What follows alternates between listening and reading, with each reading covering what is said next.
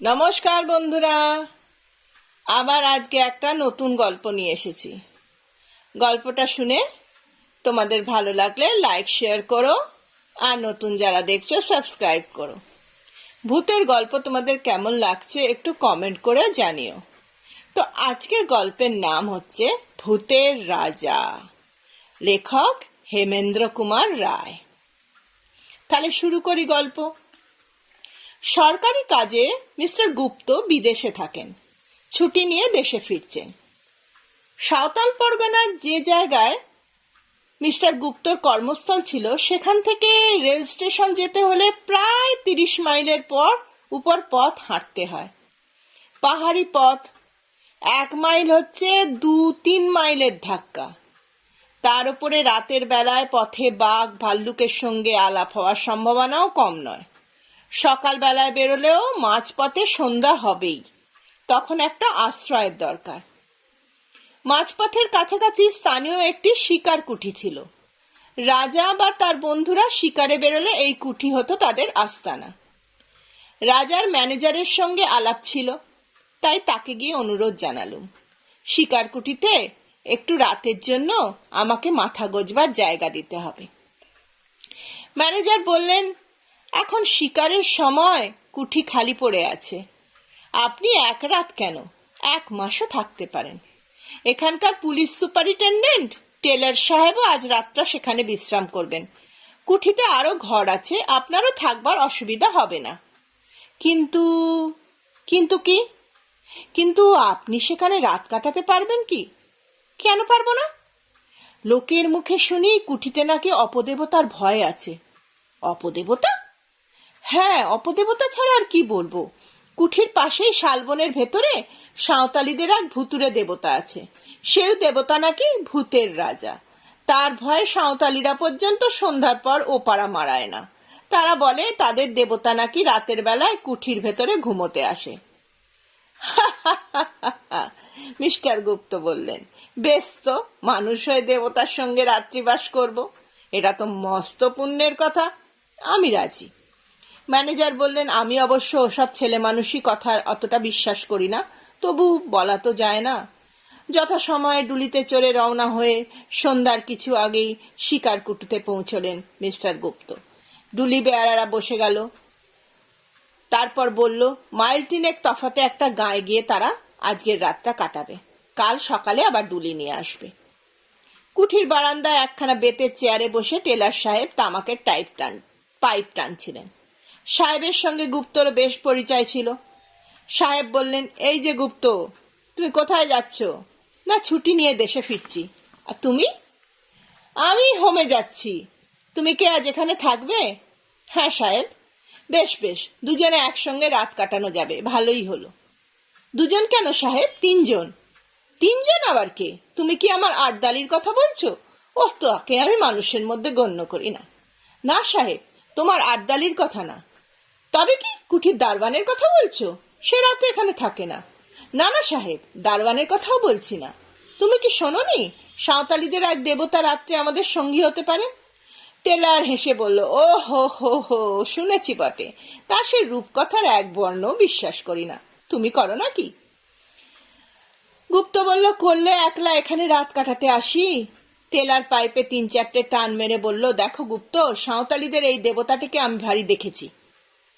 বিভৎস দেবতা, পৃথিবীতে আর 2টি নেই। তাকে দেখে আমার ভারী পছন্দ হয়েছে। পছন্দ হয়েছে? হ্যাঁ, তাই ঠিক করেছি কাল যাবার সময় তাকে আমি সঙ্গে করে নিয়ে যাব। ইংল্যান্ডে আমার বাড়ির বৈঠকখানায় তাকে সাজিয়ে রেখে দেবো। আমার বন্ধুরা তাকে দেখলে খুব তারিফ করবেন। গুপ্ত হেসে বলল, তাহলে বোঝা যাচ্ছে কাল থেকে দেবতা আর কুটির ভেতর শুতে আসবেন না। তবে এই বেলা তাকে একবার দর্শন করে আসি। তার আড্ডা কোথায়? টেলার আঙুল দেখিয়ে বলল, ওই যে ওইখানে, মিনিট খানেকের পথ। পায়ে পায়ে এগিয়ে গেলেন। কুঠির পাশেই অনেকগুলো শাল গাছ দল বেঁধে দাঁড়িয়ে আছে। তাদেরই ছায়া একটা পাথুরে ঢিপির ওপর মানুষের মতো উঁচু একটা মূর্তিকে দেখতে পেলেন গুপ্ত। মূর্তিটা রং করা কাঠের। তার দেহ মানুষের মতো বটে, কিন্তু তার মুখ দানবের মতো ভয়ঙ্কর, প্রকাণ্ড। মুখের ভাব কি ভয়ঙ্কর, দেখলেই বুকের কাছটা ছ্যাঁত করে ওঠে। মাথার চুলগুলো সাপের মতো ঝুলছে, কান দুটো হাতির মতন। মুখখানা খানিক সিংহ আর ভাল্লুকের মতন। দুটো গোল গোল কাঁচের চোখ আগুনের মতো জ্বলছে। হাঁ করা বড় বড় দাঁতলা বুকের ভেতর থেকে রাঙা টকটকে লকলকে জিভের আধখানা বাইরে বেরিয়ে পড়ে ঝুলছে। কাঁধ আর মুন্ডের মাঝখানে গলাটা দেখলে মনে হয় কে যেন একটা লিকলিকে সরু বাখারির ওপর মুখখানাকে বসিয়ে দিয়েছে। হাত দুখানা বাঘের থাবার মতো। কোমরের কাছ থেকে পা পর্যন্ত দেহের কোনো অঙ্গ দেখা যাচ্ছে না। কাঠটাকে খুঁদে কোনো অঙ্গ গড়াই হয়নি। মূর্তির গায়ের রং আলকাতরার মতো কালো, আর মুখের রং খানিক সাদা, খানিক তামাটে ও খানিক হলুদ। ভাবলেন গুপ্ত, এ মূর্তি যদি সত্য সত্য রাত্রে কুঠির ভেতর ঘুমোতে আসে, তাহলে আমাদের ঘুমে জীবনে আর ভাঙবে না। ধীরে ধীরে কুঠির ভেতর ফিরে এলেন। টেলার পশ্চিমের আকাশের দিকে তাকিয়ে বলল যে, গুপ্ত, খুব ঝড় বৃষ্টি আসছে, ওই দেখো। সত্য কথা, পশ্চিমের আকাশখানা আচম্বিতে ঠিক যেন কালো কষ্টি পাথর হয়ে গেছে। ঝড় উঠতে আর দেরি নেই। ঝড় এসে সমস্ত অরণ্যকে জাগিয়ে দিয়েছে। এখন বৃষ্টি পড়ছে মুষলধারে। অনেক রাত। টেলারের সাথে ডিনার হয়ে গেছে। টেলার এখন তার ঘরে শুয়ে দিব্যি আরাম নিদ্রা যাচ্ছে। কিন্তু গুপ্তর চোখে ঘুম নেই। ভূতটুত কিছু মানেন না, তবু কেন জানি না মনটা কেমন খুঁতখুত করছে। রাজার সেই ম্যানেজারের কথাগুলো আর সাঁওতালি দেবতার সেই ভয়ঙ্কর মুখখানা মনের ভেতর দিয়ে ক্রমাগত আনাগোনা করছে। যাই হোক, বাইরে বৃষ্টি পড়ছে, ঝম ঝম ঝম, মাঝে ঝোড়ো দমকা হাওয়া হা হা হা হা করে উঠছে, যেন কোনো শত্রুকে অভিশাপ দিচ্ছে। তারই ভেতর থেকে একবার শোনা গেল হায়নার হাসি, একবার শোনা গেল শ্রীগালদরের মায়াকান্না, একবার বাঘের গর্জন। হঠাৎ ঘরের দরজার ওপর দুমদুম করে আঘাত হলো। ধর্মর করে বিছানায় উঠে বসলেন গুপ্ত। সে কি আসছে, সে কি আসছে! দরজার ওপরে আর কোনো আঘাত হলো না। ঝোড়ো হাওয়ায় দরজার ঝাপটাটা নড়ে উঠেছে বোধহয়। যাই হোক, নিজেকে ভয় পেয়েছেন বলে একটু লজ্জিত হলেন। হঠাৎ তিনি বাইরে ক্ষণক্ষণে গলায় গান শুনলেন। লগো বুড়ো ধীর কো সিনিনে ঘন্টা বাড়ি মা কাওয়ার। এ তো সাঁওতালি ভাষা, নিশ্চয়ই কোনো সাঁওতালি গান গাইছে। কিন্তু এত রাতে, এমন ঝড় বাদলে, হিংস্র জন্তু ভরা গভীর অরণ্যে কে গান গাইছে? আবার দরজার উপর ঘন ঘন আঘাত হলো, এবার জোরে জোরে। সমস্ত শরীর রোমাঞ্চিত হয়ে উঠল। এ তো ঝড়ের ধাক্কা নয়, এ তো সত্যই কে দরজা ধাক্কা দিচ্ছে। তবে কি সে এখানে ঘুমোতে এসেছে? আবার গান শোনা গেল, খুব তীব্র ক্ষণক্ষণে গলার গান। লগো বুড়ো ধীর কো সিনিন ঘন্টা বাড়ি মা কাওয়ার। হঠাৎ উল্টো বিপদ। কুঠির ভিতর দরজাটা ঘন ঘন আঘাত। ভিতরে বাইরে বিপদ দেখে প্রায় যখন হাল ছেড়ে দিয়েছে, এমন সময় শুনলেন কেউ চেঁচাচ্ছে, গুপ্ত, ভগবানের দোহাই, দরজা খোলো, দরজা খোলো শিগগির। এ তো টেলারের গলা। তাড়াতাড়ি উঠে দরজা খুলে দিলেন। টেলার দূর দূর করে ঘরে ঢুকে এলো, পাগলের মতো, হাতে বন্দুক। তাকে জিজ্ঞাসা করলেন গুপ্ত, মিস্টার টেলর, হয়েছে কি? এত রাতে কি দরকার তোমার? টেলার দেয়ালে ঠেসান দিয়ে দাঁড়িয়ে দাঁড়িয়ে বলল, গুপ্ত, আমার ঘরের দরজায় ক্রমাগত কে লাথি মারছে আর গান গাইছে। তুমি কি গিয়েছিলে? তখন গুপ্ত বলল, না না, আমার বিছানা ছেড়ে আমি এক পাও নড়িনি। কিন্তু আমার ঘরেও কে তাই করছে, ঘর দরজা নাড়ছে, গান গাইছে। ওই শোনো। দুমদুম করে আবার ঘর ধাক্কা, আবার গান। আচমকা একটা ঝড়ের ঝাপটা এসে দরজা জানলার ওপর পড়ল এবং খড়খড়ি দুমদাম করে খুলে গেল। সঙ্গে সঙ্গে বিদ্যুতের আলোকে স্পষ্ট দেখা গেল বারান্দার উপর কার একটা জীবন্ত ছায়ামূর্তি দাঁড়িয়ে রয়েছে। কেউ কেউ এ কি সেই যে প্রতি রাত্রে এখানে ঘুমোতে আসে? মাথার চুলগুলো গুপ্তর খাড়া হয়ে উঠল। টেলারের বন্দুক দ্রুম দ্রুম করে গর্জে উঠল। সঙ্গে সঙ্গে ছায়ামূর্তিটা বারান্দার একপাশে চোখের আড়ালে সরে গেল। টেলার বলল, গুপ্ত, গুপ্ত, জানলা বন্ধ করে দাও। পা চলতে চাইছিল না। তবু টেলার যদি বাঙালিকে কাপুরুষ ভাবে, তাই নিজের সমস্ত দুর্বলতাকে দমন করে জানলার পাল্লা দুটো বন্ধ করে দিলেন। টেলার টলতে টলতে বিছানার উপর বসে পড়ে বলল, গুপ্ত, আমি কিছু মনে করো না, আমি তোমার সাথেই আজকে রাত কাটাবো। বাইরে আবার কে গান ধরল, লোগো বুড়ো ধীর কো সিনিন ঘন্টা বাড়ি মা কাওয়ার। সকালবেলা, কিন্তু তখনও সমানভাবে বৃষ্টি ঝরছে তো ঝরছেই। আস্তে আস্তে দরজা খুলে বারান্দায় এসে দাঁড়ানো টেলার আর গুপ্ত। সারা আকাশখানা যেন কালো মেঘের ঘেরাটপ দিয়ে ঢাকা। সূর্যকে কোনোভাবেই দেখা যাচ্ছে না, যেন মনে হচ্ছে রাহু গ্রাস করেছে।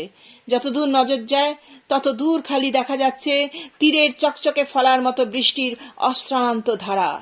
কোথাও কোনো পশু পাখি কীট পতঙ্গ কিছুর চিহ্ন নাই। পথের ওপর ক্রুব্ধ জলস্রোতে যেন কোনো অদৃশ্য শত্রুকে বেগে আক্রমণ করতে চলেছে।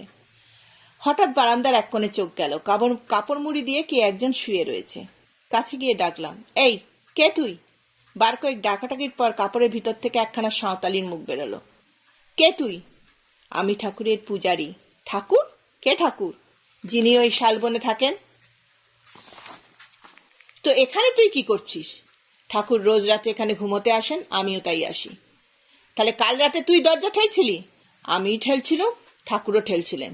আর গাইছিল কে? আমি। টেলারও ঘরের ভেতর থেকে বেরিয়ে এলো। সে শুনে খুব খেপে গেল, ঘুষি পাকিয়ে পুরুতের দিকে ছুটে গেল, আর পুরুত রেডিং টোপকে বাইরে পড়ে বনের ভেতর অদৃশ্য হয়ে গেল। টেলর বলল, একবার একে ধরতে পারলে না দেখিয়ে দিতাম কি অশান্তিতেই না সারা রাত কেটেছে। যাক, যা হবার তা তো হয়ে গেছে, এখন আমাদের কি উপায় হবে? গুপ্ত বলল। কুটির দারোয়ান এলো না, ডুলি বেয়ারা এলো না, আমরা যাব কি করে?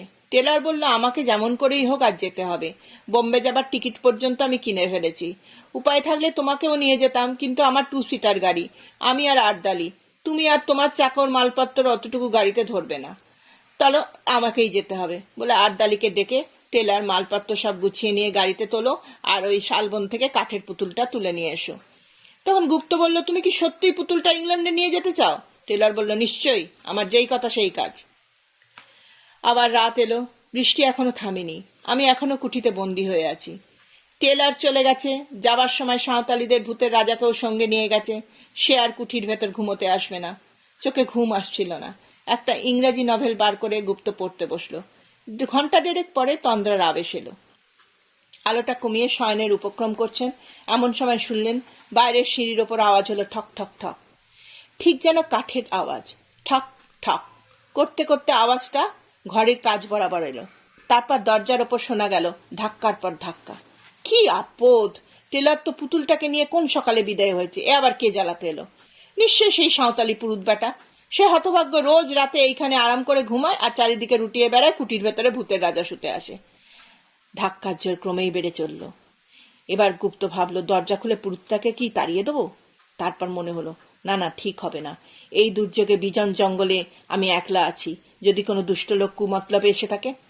বন্দুকটা নিয়ে দরজার কাছে গিয়ে দাঁড়ালেন গুপ্ত। দরজার এক জায়গায় একটা ছাঁদা ছিল, বন্দুকের নলটা সেইখানে রেখে চেঁচিয়ে বললেন, কে আছো চলে যাও, নইলে এক্ষুনি আমি বন্দুক ছুড়ব। কোনো জবাব নেই। দরজার উপরে ধাক্কাও থামলো না। এখনো আমার কথা শোনো, নইলে। বাইরে বিশ্রী গলায় কে হেসে উঠল। বন্দুকের ঘোড়াটা টিপলেন গুপ্ত। সঙ্গে সঙ্গে দরজার উপরে ধাক্কাও থেমে গেল। ঠক ঠক করে একটা আওয়াজ ঘরের কাছ থেকে দূরে সরে যেতে লাগলো। কুঠির সিঁড়ির ওপর শব্দ শোনা গেল, ঠক ঠক ঠক। খানিক দূরে আবার সে বিশ্রী হাসি শোনা গেল। সে হাসি অমানুষিক, শরীরের রক্ত যেন জল করে দেয়। শেষ রাতে জল ধরে এলো। সকালে দরজা খুলতেই কাঁচা সোনার কচি রোদ এসে ঘরখানা যেন হাসিতে ভরিয়ে তুলল। রোদ দেখে মনটা খুশি হয়ে উঠল। বারান্দায় বেরিয়ে দেখা গেল সেই কাপড় মুড়ে কে শুয়ে রয়েছে। তেড়ে গিয়ে গুপ্ত মারল তাকে ধাক্কা। ধর্মর করে সে উঠে পড়ল সাঁওতালি পুরুতটা। ক্রুব্ধ স্বরে গুপ্ত বলল, কাল আবার কি করতে এখানে এসেছিলি? ভারী চালাকি পেয়েছিস না? লোকটা মুখের ভাব একটুও বদলালো না, শান্ত স্বরে বলল, আমার ঠাকুর কাল এখানে ঘুমোতে এসেছিলেন, আমিও তাই এসেছিলাম। তা তোর ঠাকুর কোথায়? সাহেব তো তাকে নিয়ে চলে গেছে। আমার ঠাকুর যেখানে থাকেন সেখানেই আছেন। মিথ্যা কথা, আমি নিজের চোখে দেখেছি টেলার তাকে নিয়ে চলে গেছে। আমার ঠাকুর যেখানে থাকেন সেখানেই আছে। কুঠি থেকে বেরিয়ে পড়ে ছুটে পাশের শালবনে গিয়ে হাজির হলুম। সবিস্ময়ে দেখলুম ভূতের রাজা চোখ পাকিয়ে লকলকে জিভ বার করে ঠিক সেখানেই দাঁড়িয়ে আছে। আরও কি, মূর্তির পেটের ওপর গর্ত, ঠিক যেন বন্দুকের গুলির দাগ। গর্তের চারপাশে রক্ত জমাট হয়ে আছে। মূর্তির আরো নানা জায়গাতেও রক্তের চিহ্ন। তবে কি আমার বন্দুকের গুলি? ভাবতে পারলুম না। মূর্তির দিকে আর তাকাতেও পারলুম না। কেমন করে অজানা ভয়ে সমস্ত শরীর আচ্ছন্ন হয়ে গেল। প্রাণ পড়ে সেখান থেকে গুপ্ত পালিয়ে এলো। কলকাতায় ফিরে এসে খবরের কাগজে এই বিবরণ পড়ল গুপ্ত। সাঁওতাল পরগনার police superintendent mister J Taylor কর্ম হইতে অবসর লইয়া বিলাতে যাইতেছিলেন, কিন্তু পথের মধ্যে এক বিপদে পড়িয়া খুব সম্ভব তিনি প্রাণ হারাইয়াছেন। স্থানীয় জঙ্গলের ভিতরে তাহার মোটর গাড়ি পাওয়া গিয়াছে।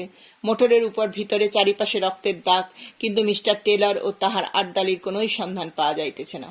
পুলিশ সন্দেহ করিতেছে মিস্টার টেলর ও তাহার আর্দালিকে ব্যাঘ্র বা অন্য কোনো হিংস্র জন্তু আক্রমণ করিয়াছে। নিকটস্থ জঙ্গলে এক নরখাদক ব্যাঘ্রেরও খোঁজ পাওয়া গিয়াছে।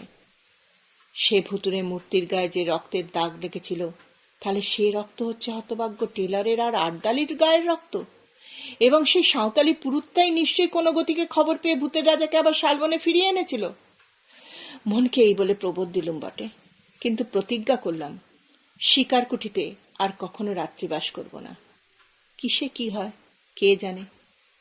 যাক, আমার গল্পটা কেমন লাগলো জানিও। তাহলে এখানেই শেষ করলাম। টাটা।